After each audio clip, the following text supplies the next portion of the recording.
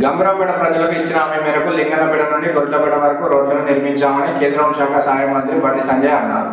గంభీరావుపేట మండలంలో పలు అభివృద్ధి పనులను ప్రారంభించారు. లింగన్నపేట నుండి గొడ్లపేట వరకు 15 కోట్లతో చేపట్టనున్న సెంట్రల్ రోడ్ ఫండ్ నిధులతో రోడ్డు విస్తరణ పనులను ప్రారంభించారు.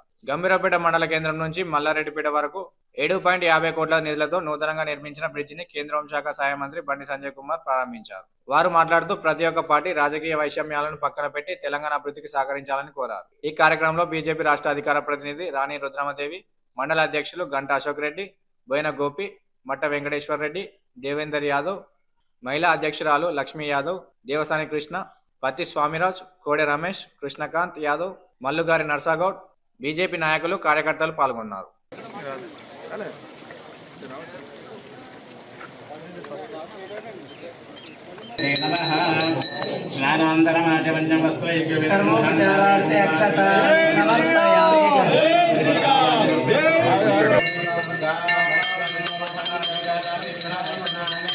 శ్రీరామ రామ రామే రమే రామే మనోరమే సహస్రనామ తత్తుల్యం రామనామ వదామనే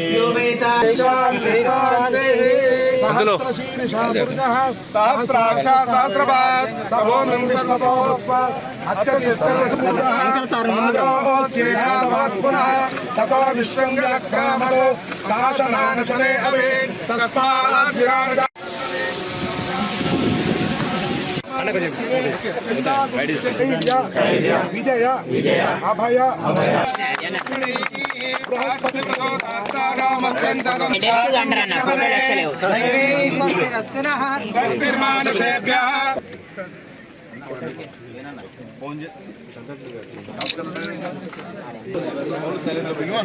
సోషల్ మీడియా వాళ్ళు ఉన్నారు కొంచెం పక్కన. గంభీరావుపేట మండలంలో కేంద్ర ప్రభుత్వ నిధులతో చేపట్టినటువంటి అభివృద్ధి పనులను ప్రారంభించడం జరిగింది. దానికోసం ఈరోజు గంభీరావుపేట రావడం జరిగింది.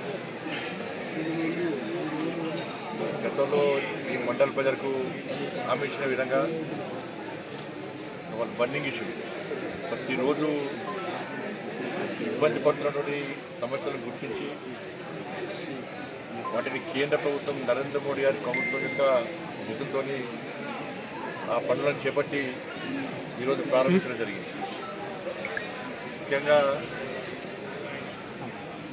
లింగన్నపేట నుంచి కొరుట్లపేట వరకు వయ్యా మల్లారెడ్డిపేట మీదుగా 15 కోట్ల రూపాయలు విలువ చేసినటువంటి 15 కోట్ల రూపాయలతో నిర్మించినటువంటి రోడ్డు నిర్మాణాన్ని ఈరోజు ప్రారంభించడం జరిగింది.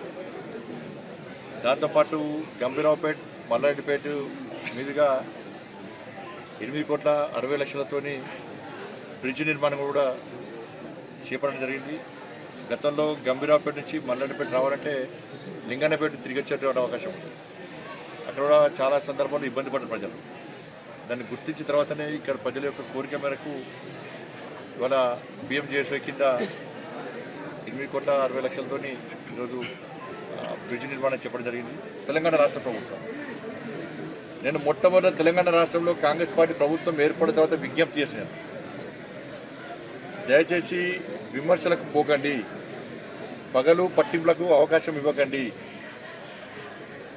మంచి ఆలోచనతో కేంద్ర ప్రభుత్వంతో ఒక సానుకూల వాతావరణాన్ని ఏర్పరచుకునే ప్రయత్నం చేయండి. కేంద్రం సహకరించడానికి సిద్ధంగా ఉంది. గతంలో బీఆర్ఎస్ పార్టీ ప్రభుత్వం ఏ విధంగా తెలంగాణ రాష్ట్రంలో అభివృద్ధి జరగకుండా ఏ విధంగా అడ్డుకున్నదో మీరు ఆ పందాన్ని కొనసాగించకండి.